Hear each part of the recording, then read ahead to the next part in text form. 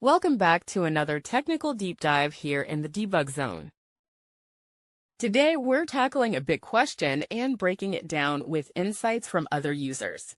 Hopefully, this clears up some misconceptions and helps you get the answer you need.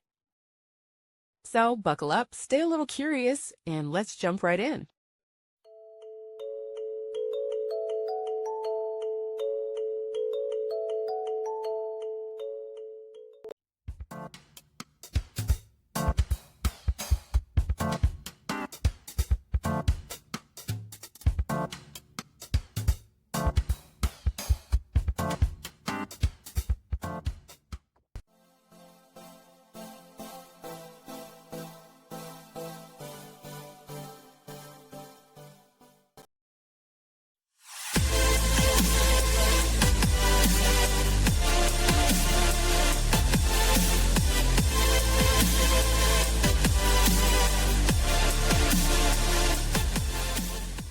And that's a wrap.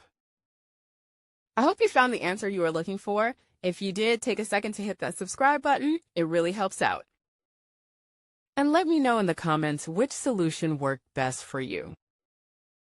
See you next time in the debug zone.